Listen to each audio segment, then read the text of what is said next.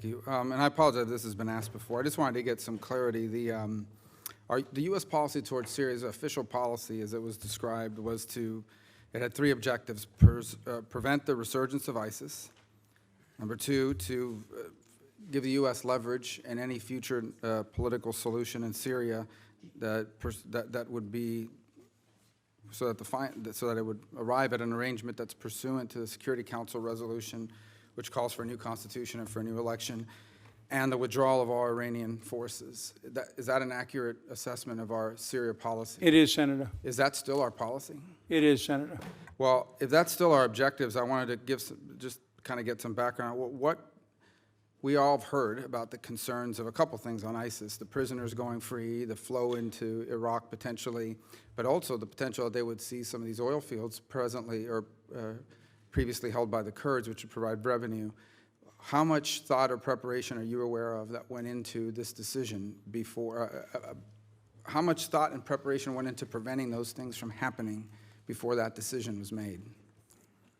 I can't determine how much thought specifically went into that. What I do know is that we were prepared ever since December of 2018, when the President announced the withdrawal of U.S. forces over time, to deal with a situation when we didn't have U.S. forces on the ground. We were looking at coalition allies, we were looking at U.S. air support in the air, and we were looking again with other ways to work with the SDF. So we had plans in place, and these plans, of course, are largely still in effect. The people that are being detained are still being detained by the SDF, not by us, and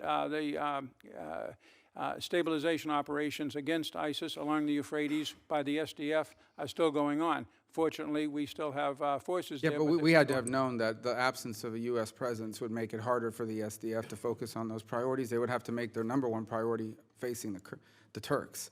So was there any advanced thought given to if we leave, here's what we're going to do to make sure the SDF still does these, or can still do these things?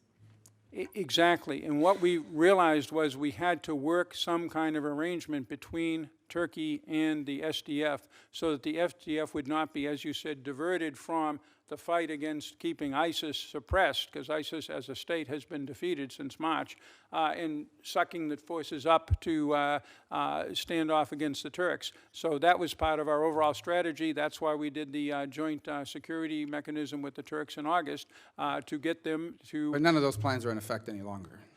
No, but now we have a ceasefire that has replaced them.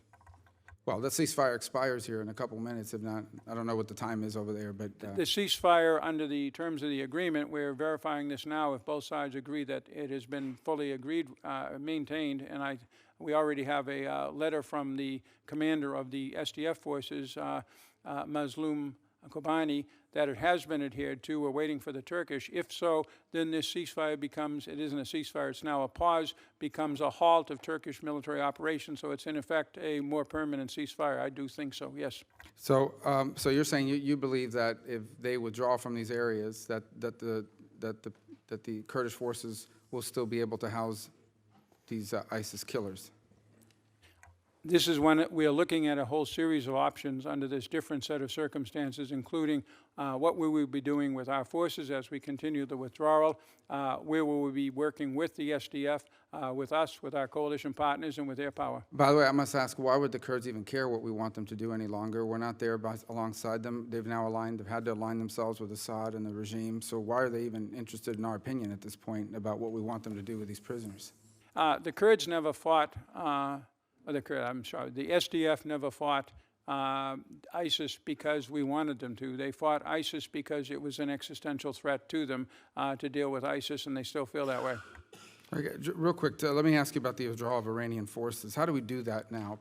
For example, how do we prevent Iran from seizing some of these oil fields, them or their aligned groups, and using it to generate revenue, to recoup the cost of their engagement in Syria, but also it gives them some leverage over some of these Arab tribes that are in the area. So what is our plan now to limit that? Where do we do that from?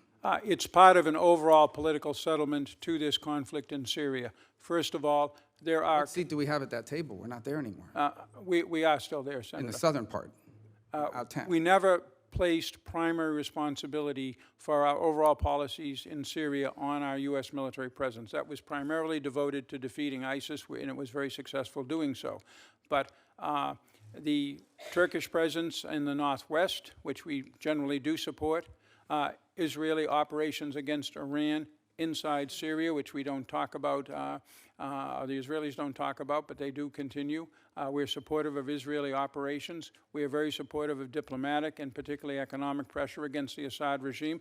And our hope is that if the Assad regime wants to return to the international community of nations, it has to do certain things. And at the top of the list is inviting the Iranian forces to go home. Well, I'm out of time. I'm just going to, a very quick thing here I want to say, and that is, it's my belief that Erdogan's goal is not a safe zone. It's a strip of land from the Iraqi border to the Euphrates under his control that has few of any Kurds there, where he can relocate 3.5 million Syrian Arab refugees back into the country. That's his real goal here, is it not? He has said publicly, repeatedly, including in New York at the UN, that it is his goal. Here today, my assessment is he's not going to get that or anything close to that. But that's what he said is his goal. Absolutely.